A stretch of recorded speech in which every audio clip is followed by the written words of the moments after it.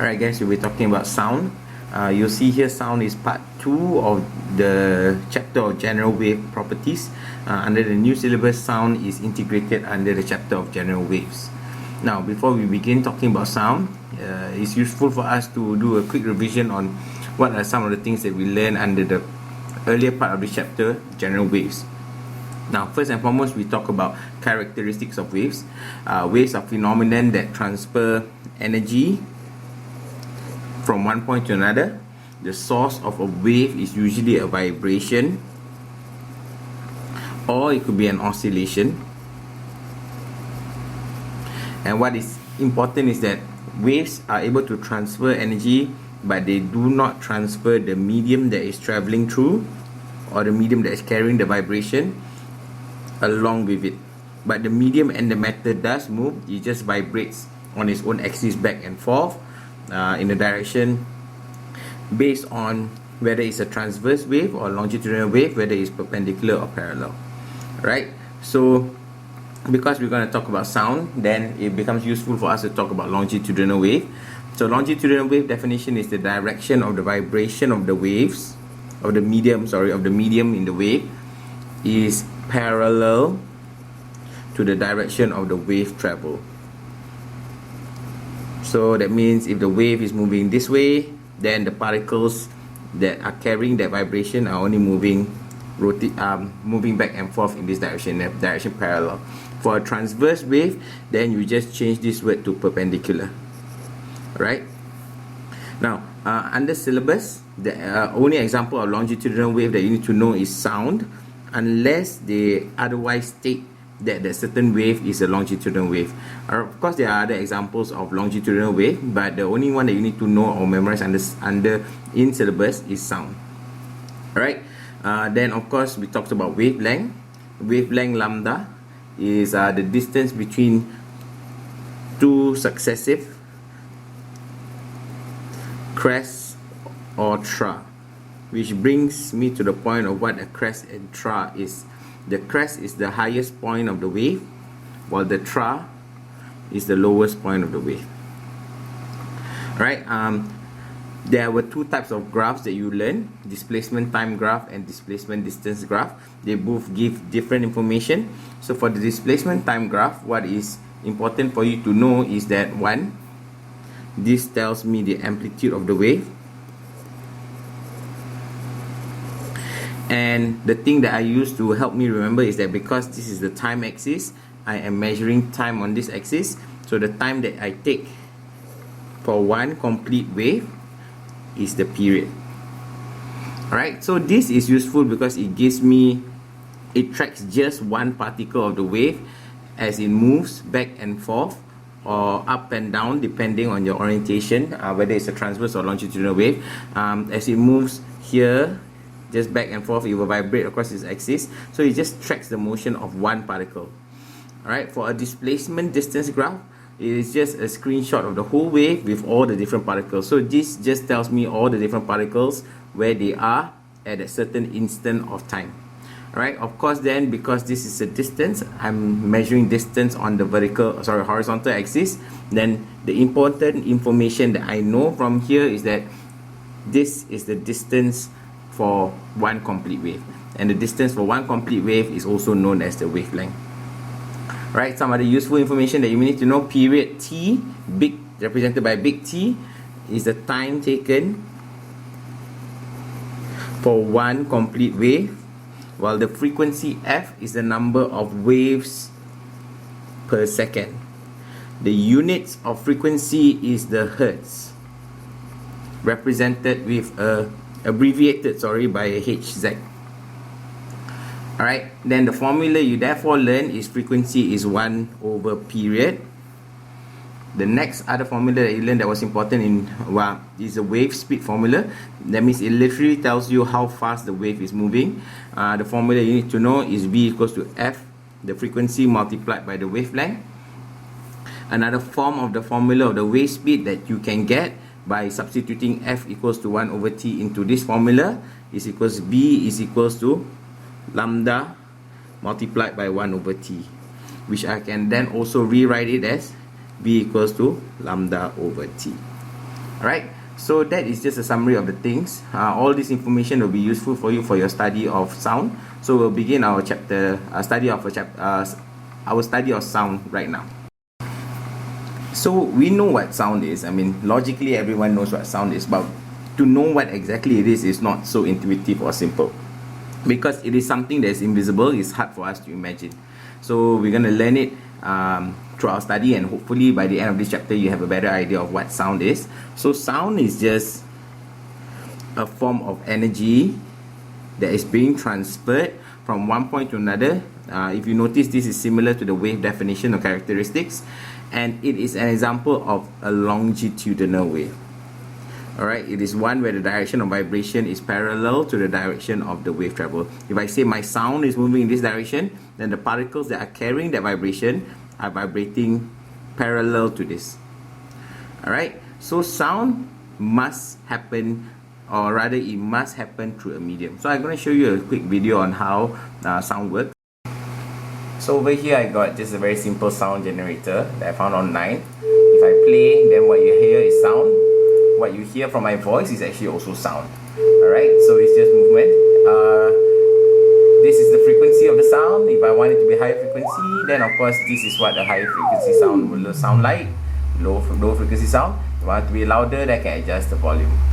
So you know this is sound, but intuitively it is difficult for you to see exactly what is sound. So a sound is basically a vibrating source. So for example, this tuning fork, when you hear it is vibrating, you can't see it now, but it's actually also disturbing the air molecules beside it. And because it's disturbing the air molecules, this vibrational energy gets transferred along. And when it reaches your ear, then it will also cause your eardrums to vibrate. And then your eardrums send a signal to your brain and say, I'm hearing some sound. So that is what exactly sound is, just the transfer of vibrational energy. Of course, sound is not limited to only air particles. I have this video here of a tuning fork that normally will produce a sound in air, but you can clearly see the vibration when I put it into water later. Alright, so you can see all of this vibrational energy. So this is a visual representation of sound. This is sound traveling through water. Yes, sound can travel through water as well. Alright, so this is sound that you can actually see because it's water. But for sound, it is something not that visible for you to see, because air is of course invisible to the naked eye. Alright, so back to what the definitions of stuff. Sound is produced usually by a vibrating source. So you must have a vibrating source. If I'm talking to you, then my vibrating source is actually my voice box, my vocal cords. For a speaker, then it's actually the surface of the speaker will move back and forth, vibrate very quickly to disturb the air molecules, and therefore transfer that energy via vibration to your ears. Alright, so this source must be placed in the medium, because the medium is what carries your vibration energy. If you don't have a medium, then you cannot transfer that vibrational energy. Alright, so the important thing for you to note is that actually the molecules around the vibrating source will all be disturbed, and this disturbance will cause these molecules to vibrate, and that vibration will then transfer over and then we interpret it as sound when it reaches our eardrums. So I'm going to remind you again, sound are longitudinal waves, which means that the direction of vibration of the molecules is parallel to the direction of the wave travel, and it's the only one in syllabus that you need to know. Alright, so let's have a look at sound being imagined as it travels through air. So here I have an excellent GIF produced by someone. I'll give the credits here. Alright, so this is physically what happens if you can actually see air molecules. Alright, so you have a vibrating source that's moving back and forth and back and forth. As it moves to the right, it will push all the molecules together and will create these regions where the molecules are closer together. Alright, and then when it pulls back, it creates an empty space, which of course is a vacuum, and then the air molecules will get sucked back, and then it will create this area of, if you see in the center here, between here is areas of lower density, means I got less molecules. So you will have alternating regions of high density low density, high density, low density, high density, low density. Alright, so we have names for all these high density and low density portions. Alright, and I'll introduce it to them to you now. So of important for you to note also in the physical imagining representation, sound travels in this direction from left to right. You can clearly see that it's moving from left to right. But if you focus just on one particle, you can see that the particle is only just vibrating left and right. And if you can do this for every single particle, the particle actually doesn't get moved. It just vibrates left, right, about a certain point. You can do it for this black dot. Left, right, just about that same spot. And so that is what we mean by the matter doesn't get transferred along with the material, with the wave.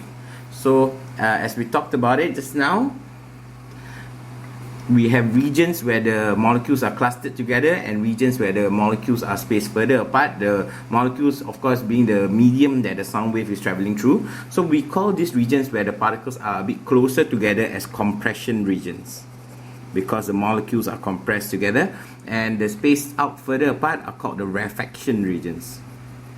Alright, so compression regions are where the medium density is higher than usual, while rarefaction regions are regions where the medium density is lower than usual. Alright, so whatever we saw just now is whatever is explained here. When I have the surface moving to the right and disturbing the air molecules, then it will cause, or rather pushing them together, I create these compression regions. When the surface of the vibrating source move back in this position, then I create a vacuum, and then it actually sucks back some of the molecules and it creates this rarefaction region, or regions where the density is much lower. So compression, rarefactions, and as it keeps vibrating back and forth, you have alternate you create an alternate compression, rarefaction, compression, rarefaction, compression, rarefaction regions. Alright, if you could see air molecules, this is what it will exactly look like. Alright, so a common question, I'm sorry for the error in the notes, but a common question they will ask is how does sound propagate? So it boils down to basically these 4 points, and you must state these 4 points. It's usually a 3-mark question. So how does sound propagate, or rather they will say things like how does the person hear the sound made by, let's say, a trumpet. So these are the 4 points that you need to say. A vibrating source will disturb the neighboring molecules, causing them in turn to vibrate. And it's important for you to take note that the direction of the vibration is parallel to the direction of the sound wave. This is the longitudinal wave definition. And unique to this kind of vibration, which is unique to sound, you therefore create a series of compression and rarefaction, as I just showed you. And this is also part of the characteristic of wave. This transfers energy from the vibrating source to the target without a transfer of the medium or matter that it is moving through. The medium or matter just vibrates back and forth, as we just showed you. Alright, so visual representation, because sound is not clear to be seen, visually we represent them by a few things. One, pressure distance graph. Alright, so the regions where the molecules are clustered closer together, we call them compression regions. As long as it is higher pressure or higher density than usual, we say it's compression, and this whole region is considered a compression region. And as long as the density is lower than usual, you call this the rarefaction region. So this whole region here is the rarefaction region. Of course, for you to take note, this is not zero pressure. This is not zero. This is just surrounding air pressure, or rather air pressure when there's no sound moving through it. So a certain normal pressure. When they are clustered together, then of course, as long as they are more clustered together than usual, then I have a compression region. They are less clustered together, then I have a rarefaction region. The center of the compression is the point where I have the most clustering happen. With that is the highest pressure. Center of rarefaction is where is the most spaced out. Then that is the point where I have the lowest pressure. So we can imagine sound wave like that. Of course, important information I can then tell, because again this is distance. The time, there's rather from here to here, one complete wave, because I'm measuring distance. Then this is then gives me wavelength. This is the important information that I can get from the pressure distance graph. Alright, so the next few slides I just getting you used to seeing graphs or sound being imagined as graph. Some other useful information you can tell from the pressure distance graph is the amplitude of the sound wave. The amplitude A of the sound wave is the maximum pressure change that you can have above the usual pressure. So this is the amplitude. This is also the amplitude. Again, as I mentioned just now, the wavelength can also be told from this graph is the distance between the centers of two consecutive compressions or refraction. So this is important, between the center of any two consecutive compression or refractions. Alright, because we label them compression and refraction, but of course you know that if you, in our study of graph, that this is also sometimes the crest of the wave, and this is the trough of the wave. So the distance between two successive troughs will also give us the wavelength, and the distance between two successive crests will also give us the wavelength here. Alright, so now you will often see this kind of graph in questions being asked in the O's. So this line and this dot, what does this mean? Alright, so usually they will give you this line and dot to imagine how the air molecules are without the sound traveling through it. So the spacing is roughly equivalent, right? Although this is not representative of reality, but we say that it's roughly equivalent, and this is the position, and this is where it is supposed to be when it is undisturbed. There's no sound traveling through it. Alright, so of course when I have sound traveling through it, it causes the vibrations to happen, as we saw just now in the simulation. So the center of compression is where you can see all the molecules are moving away from its original rest position, and they are moving towards a certain point. When they are moving, that point that they are moving to is called the center of compression. And then the same for the refraction region. You will be able to identify one point where all the molecules are moving away from that point, then that point is the center of refraction. Now, something unique for you to take note of, if I were to draw then the displacement time graph. Displacement time graph tracks the displacement of each molecule from its rest position. So of course this fella has the maximum displacement because this translates to this distance. This fella is less, so that's why it's over here, less distance. This fella is even less, so it's over here. So what you will notice is that the center of compression and the center of refractions, the molecules have zero displacement, meaning it is at the original position as if it was undisturbed. So this is important for you to know, and this is usually characteristic of any sound wave. The center of the compression is where the displacement of the molecule is zero. Center of refraction, the displacement of the molecule at that point is zero. Alright, so which brings us to relate the displacement distance and the pressure distance graph, because you remember based on this simulation that the center of compression, the molecules is at zero displacement, but then you also know the center of compression is where I have the highest pressure.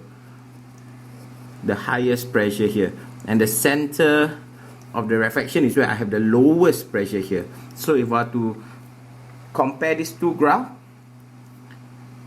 the point where I have the highest pressure is the point where I actually also have zero displacement, and the point where I have the lowest pressure is also where, for the displacement distance graph, I have zero displacement, because the molecules at the center of the compression has zero displacement over here. Alright, so this is just another position for you to show. This just sums up every single thing, inclusive of the original undisturbed, the vibration causing compression and refraction regions to be shown, the displacement distance graph, which show us that the center of compression there is zero displacement, center of refraction zero displacement, center of compression zero displacement again, but the center of compression is also where I have the highest pressure, and the center of refraction is also where I have the lowest pressure here. Alright, so transmission of sound. So I know I talked about sound having to go through a medium for it to be able to transfer the energy, but we can't really see air. So is there even any definitive proof that whatever I said or whatever we know of is true? So actually there is. This is called the bell jar experiment, because it is just a bell in a jar, and that jar is then connected to a vacuum pump. So let me just play the video. I'll explain it as it goes along. So you can clearly hear the bell. The guy has switched on the pump, and it's going to suck out all the air through the tube and expelling it out. You can hear that the sound is actually getting softer and softer. It is getting softer and softer. Alright, so as more and more of the air molecules get transferred out, there's less and less of the air molecules to transfer that vibration. So it gets softer and softer until you reach a point where actually there's no sound. So let me just play back where you can only hear the vacuum pump here. You cannot actually even hear the bell. So what's going to happen next is that he's going to then slowly detach the vacuum pump. He's going to close the valve here first. Yeah, there's him closing the valve first so that no air can go in. He's going to detach. Alright, so it's open to the air. Then he's slowly going to release the valve so that air can go in. And then you can actually hear the sound coming back as the air slowly goes in, because now I have more air. My air can actually then transfer the sound. Okay, so let's hear.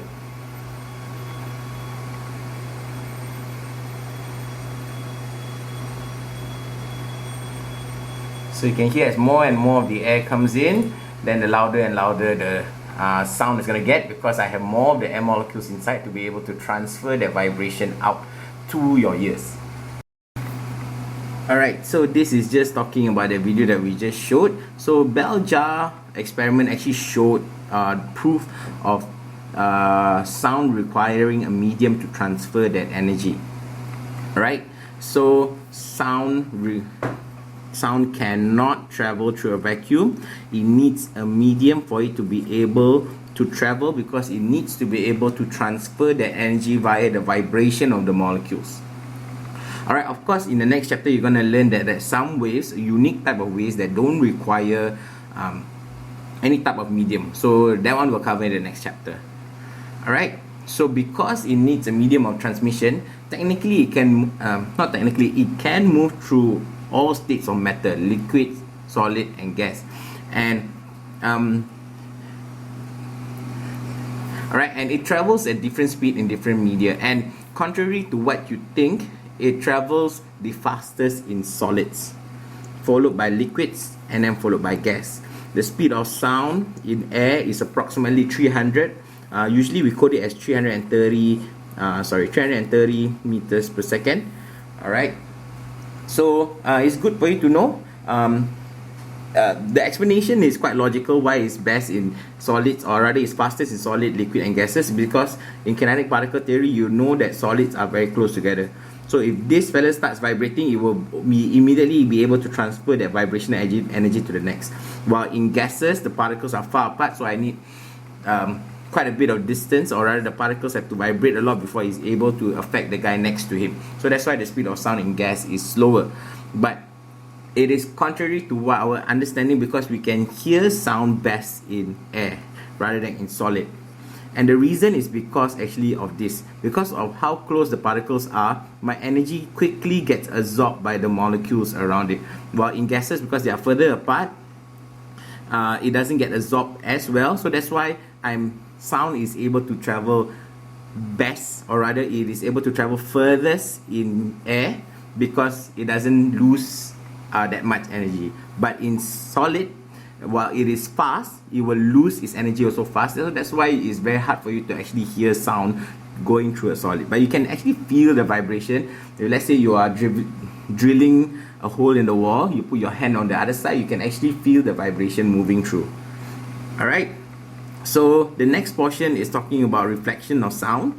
So an echo. So an echo is formed when sound is reflected. So we know echoes as those same sound that comes back to you, right? So usually it happens when you have a hard, flat surface, and it's usually an empty room, because then my sound doesn't bounce off weirdly off the different surfaces. So usually we want a flat surface, big wall that the sound is able to reflect off.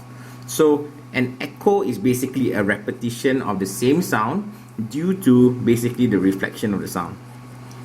Now, you may have heard, this is not tested, but it's good for you to like, kind of interesting for you to know, what is the difference between an echo and reverberation. Alright, there's not much difference. Echo and reverberations are basically just reflections of sound. Echoes are called echoes when they are the distance between you and the surface that is reflecting the sound is large enough that your brain is able to interpret it coming back to you as two different sounds. So let's say I just shout the student's name, Azhar, then after that I can hear it as a separate sound, Azhar, then I call it echo. But a reverberation is when the distance is too close, so I hear it as an extended sound. That means it's coming back so quickly that it just sounds, and the sounds overlap, so it just sounds like an extended sound. So that is a reverberation. Alright, so echoes also obey the laws of reflection because it is literally just reflected sound. Alright, so you will, I hope you learn this in lower sec, but if you have not, you will cover this next year in the chapter on light. The angle of incidence of the sound is equal to the angle of the reflection of the sound. Alright, so what are the uses of echoes? A lot of biological echoes happen. We call those echolocation, or rather using echoes to determine where you are located. So bats use it, whales use it, some dolphins use it. So basically they emit a high pitch frequency sound, and that sound gets bounced off things, and then as it gets bounced off things, it reaches back to the ear of the animal, and the animal is then able to sort of determine its surroundings. So it uses echoes to determine its location. That's the biological term. We use it, echolocation. But we also use it, ships actually also use echoes. We use it in terms of sending out echoes to determine the depth of the sea. This is one of the formulas that you have to learn. Is the speed of sound in the sea is equals to 2 times the depth of the sea over the time taken. So literally we always write it as V equals to 2D over T. Now, of important for you to take note, D is the depth. It is not the distance traveled by the sound. Alright, so why I need to make the distinction here, because if from here to this point is D, then the distance it travels is actually this amount. So usually we are interested in finding the depth. So the time taken for the sound to reach back here is actually this amount, traveling this distance. So that's why it's 2 times the depth over the time. So this formula is actually just the speed formula. Speed equals to distance over time, but the distance is actually 2 times the depth, because the time we are talking about here is the time it takes to travel twice the depth. Alright? So this kind of application, we call it sonar in ships. Alright, so echoes have quite a lot of uses. We use it to determine large distances like the depth of the sea. We use it to determine the location of objects, as I mentioned just now, echolocations. Fishing ships also use it to determine the location of a school of fish. So if it's the ship is over here, then the time it takes for it to reach back will be longer.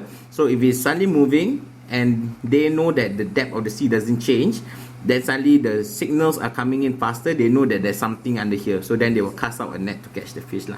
Alright, so fishing boats also use this, which brings us to our second last part. We're nearing the end of the chapter, which is called ultrasound. So what is ultrasound and what are the uses of ultrasound? So the audible range is called the range in which human beings can hear sounds. Alright, so the range of frequency is called the human audible range. So for most human beings, the range of the sounds that we can hear vary from 20 Hz, which is the lowest frequency sound that you can hear, to the upper limit, which is 20,000 Hz. Alright, so we cannot hear very low frequency sounds. We also cannot hear very high frequency sounds, but certain animals can of course hear. So like dog whistles, the dogs have a wider range of hearing, so they can, humans audible range that ends about here, dogs have this. So these are where dog whistle comes in, this area. this frequency or sound. So your dog whistles when you blow, the human being actually cannot hear, but the dogs can pick up on it, and so they will respond. Now we have names for this sounds that exist beyond our audible range. When it is below 20 Hz, we call them infrasound, and when they are above, we call them ultrasound.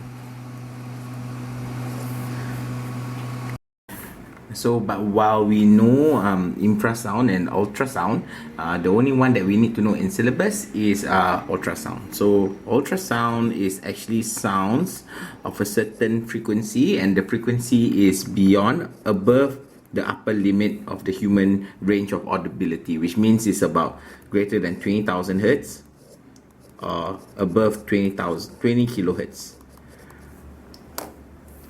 So this is just the same tone generator. I'm playing the sound, of course you can hear it. So as we go lower and lower and lower, alright, about here is where we will stop being able to hear. 20 we can hear. If I go higher up, then of course you can hear them. Alright.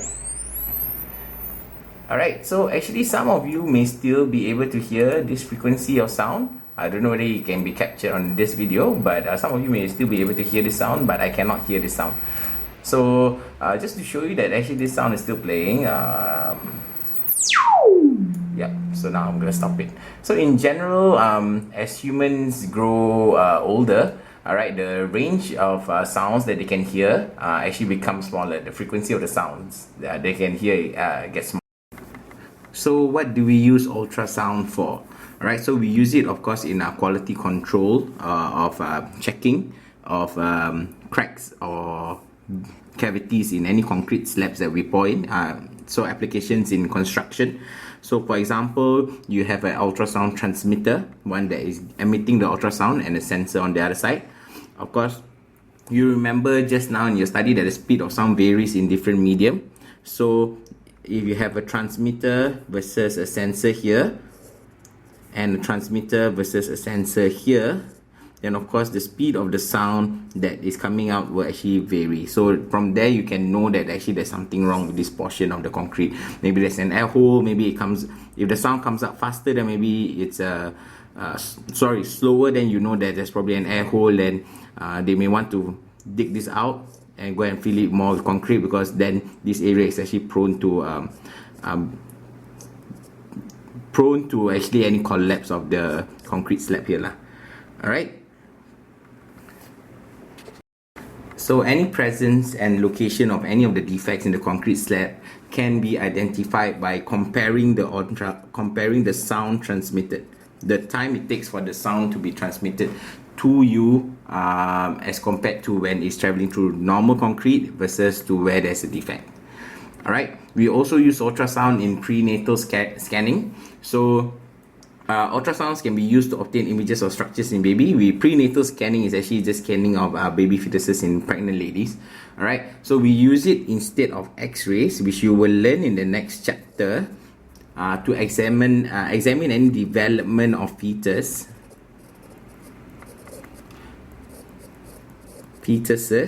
because ultrasound doesn't actually harm the fetuses while x-rays will.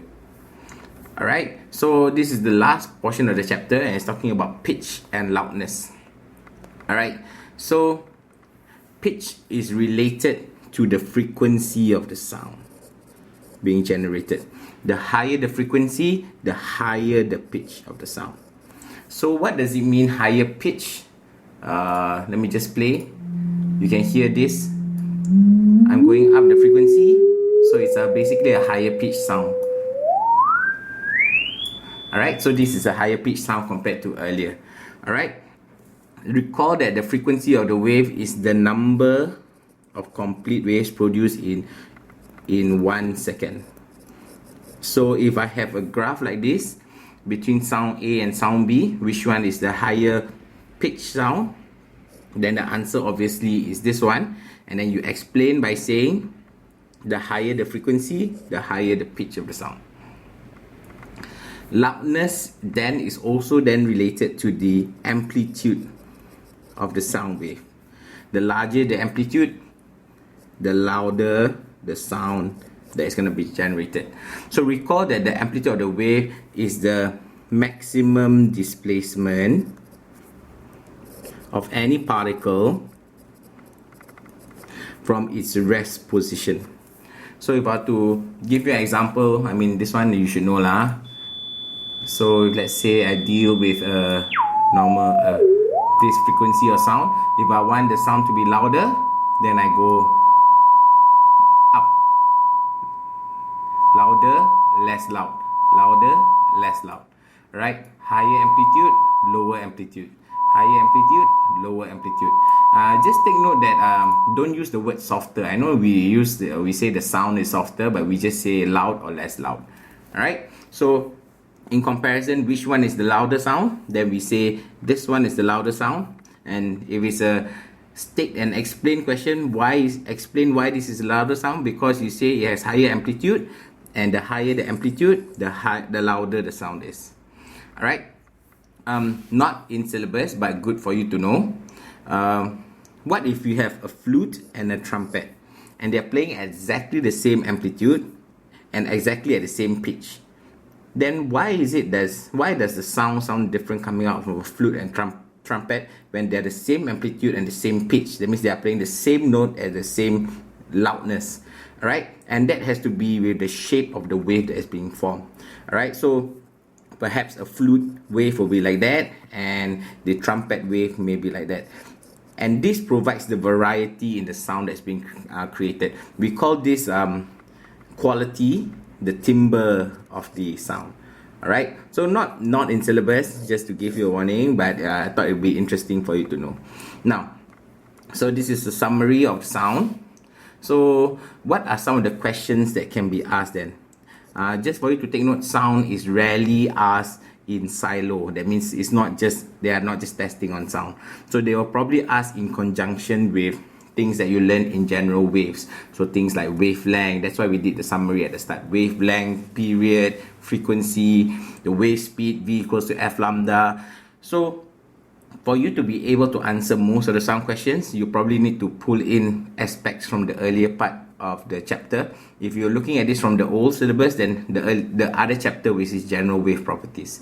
So of course, please do revise. I have a video up also on general wave properties. So when you are studying sound, please go and watch that video as well as this video for you to get a full understanding of the topic of sound. Right, thank you, bye bye.